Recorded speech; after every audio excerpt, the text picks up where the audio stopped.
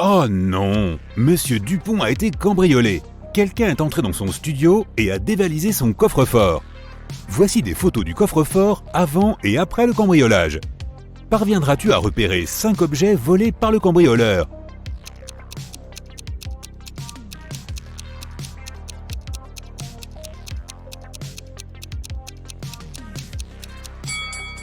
Il a volé une liasse de billets, un ticket pour Lyon, une montre très chère, un collier et une statuette en or. Malheureusement pour le voleur, Gabriel Dupont est un détective à la retraite. Quelle belle occasion pour se rafraîchir la mémoire! Gabriel décide d'examiner la maison pour chercher d'éventuels indices. Est-ce que tu vois quelque chose d'étrange dans cette image?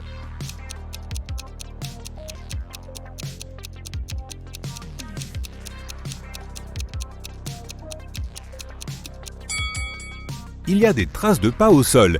Elles sont assez grandes. Ce sont très probablement des empreintes de chaussures d'homme. Suivons ces empreintes jusqu'à l'entrée. Est-ce que tu remarques quelque chose de suspect ici?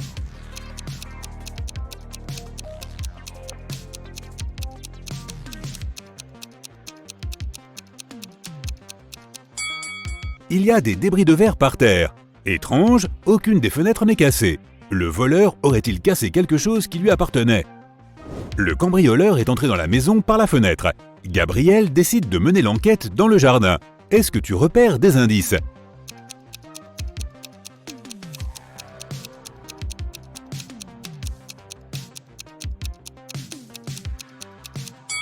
On dirait que le cambrioleur a perdu son chapeau dans sa fuite. C'est l'heure d'interroger les témoins. Le jour précédent, il y avait 3 personnes dans la maison. La femme de Gabriel, Chloé, la femme de ménage, Marie, et le jardinier, Adam. Ils affirment tous les 3 avoir vu le cambrioleur, mais ils racontent chacun une histoire totalement différente. Chloé dit « J'étais en train de marcher dans le couloir et j'ai remarqué une ombre dans le jardin. C'était un homme avec les cheveux longs et bruns. Il s'est enfui dès qu'il m'a vu. J'ai pensé que c'était juste quelqu'un qui passait par là. » Marie explique « J'étais en train de descendre au premier étage et j'ai remarqué une ombre. C'était un homme grand avec des lunettes et je pense qu'il était chauve. Il m'a vu et s'est glissé par la fenêtre. Il a fait tomber quelque chose en sortant. Je vous ai appelé immédiatement, monsieur Dupont. » Et Adam ajoute « J'étais en train de planter des fleurs dans le jardin. À un certain moment, j'ai levé les yeux et j'ai vu une ombre dans l'entrée. C'était une femme. Elle était grande avec les cheveux bouclés. Je me suis précipité vers la maison, mais quand je suis arrivé, elle n'était plus là. » Qui dit vrai?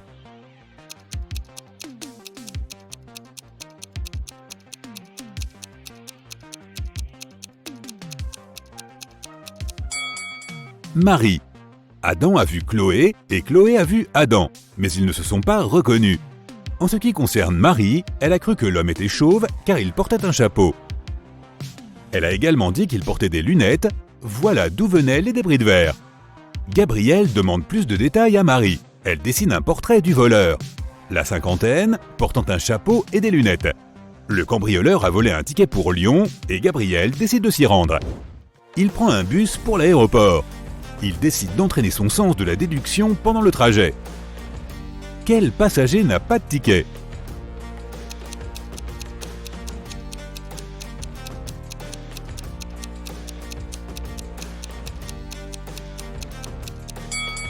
Le bébé dans les bras de cette dame. Gabriel monte à bord de l'avion et continue de s'entraîner. Quel passager est marié?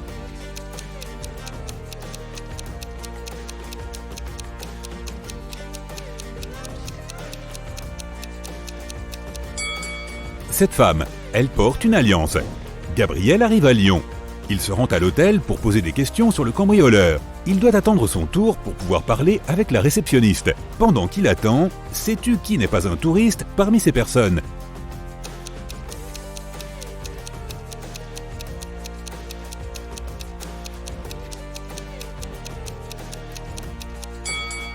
Ce monsieur. Il n'a même pas de valise et semble n'avoir acheté aucun souvenir. Gabriel peut enfin poser ses questions. Il se présente à la réceptionniste.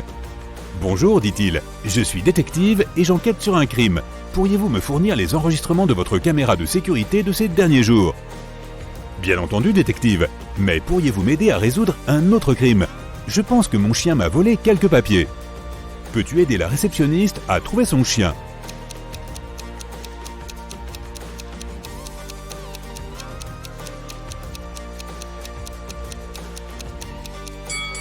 Il est là. Le chien se cache sous les escaliers dans le hall. Gabriel reçoit la vidéo des caméras de surveillance des 4 derniers jours. Parviendras-tu à repérer le suspect dans ces images?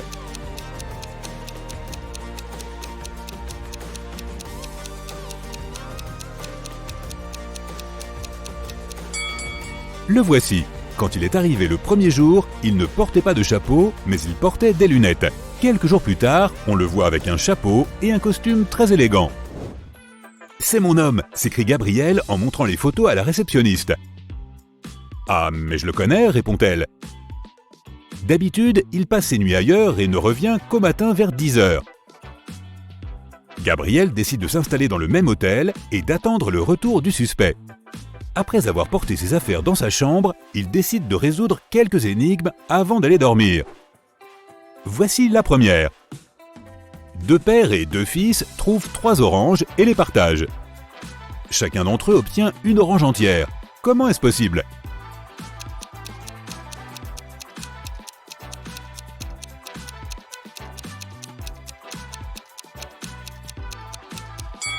Il s'agit de 3 personnes, un grand-père, un père et un fils.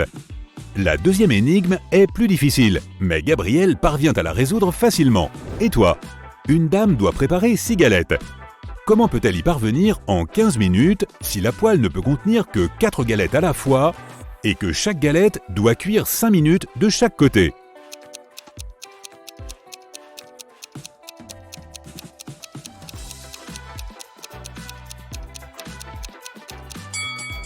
Étape 1, on met 4 galettes dans la poêle et on les cuit 5 minutes.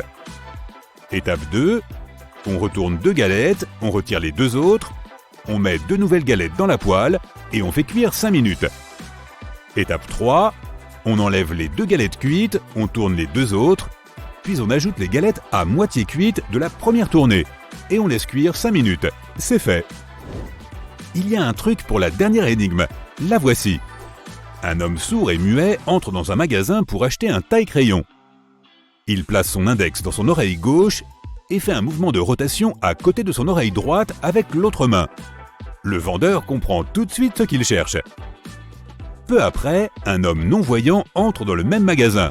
Comment a-t-il réussi à expliquer au vendeur qu'il voulait des ciseaux?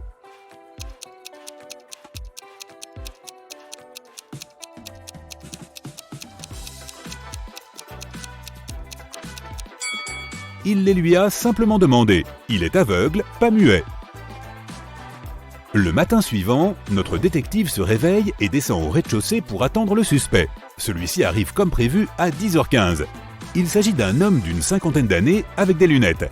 Il regarde sa montre et s'exclame « Oh non, vite, j'ai déjà 15 minutes de retard !» Gabriel se précipite sur lui. « C'est vous, vous êtes le voleur qui m'a cambriolé !» Comment Gabriel a-t-il deviné?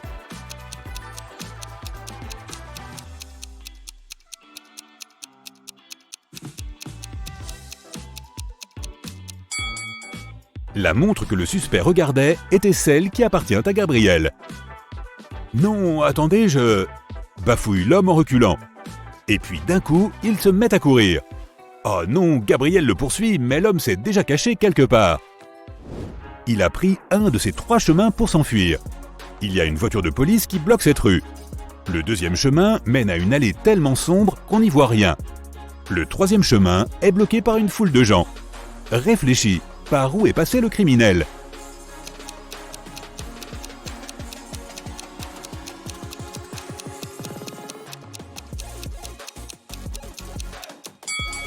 Il a probablement choisi le 3e chemin. Il n'aurait pas foncé vers la police et il n'aurait pas non plus été capable de courir dans le noir. C'est trop dangereux. Il aurait pu trébucher, tomber et se faire prendre. Il a donc choisi de se fondre dans la foule. Gabriel repère le voleur dans la foule. Il lui court après, mais l'homme disparaît à l'angle de la rue. Gabriel le suit. Sur sa gauche, il voit la place principale de la ville. Il y a un café au centre. Et sur sa droite, il voit la rue qui mène vers le parc. À ton avis, par où est passé le criminel?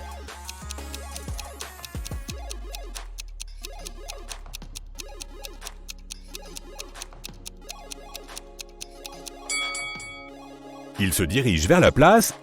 Bien évidemment, il y a trop peu de monde dans le parc. Tout le monde le remarquerait. Et s'il s'asseyait au café, le détective le repérerait immédiatement. Gabriel arrive sur la place. Pendant qu'il courait, il a réussi à appeler la police. Il doit maintenant arrêter tous ceux qui ressemblent au voleur avant qu'il ne s'enfuit. Est-ce que tu repères 5 suspects possibles?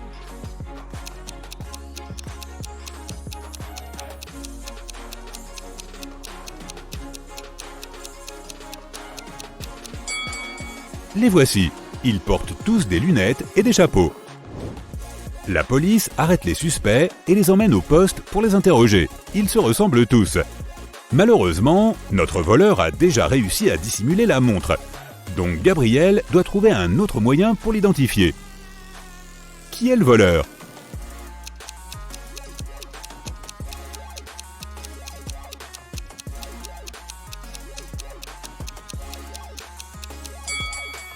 C'est lui. Il a la même verrue sur le nez que le voleur. Gabriel identifie le voleur. Il s'appelle Charles Winston. Je n'ai rien fait, dit-il. J'ai couru parce que j'avais peur. Et vous n'avez aucune preuve. Ah oui? Gabriel conseille à la police d'inspecter la chambre du voleur à l'hôtel. Ils y trouvent un coffre-fort dont le code est composé de 4 lettres. Il y a un indice pas loin du coffre. 7, 15, 12 et 4. Quel est le code?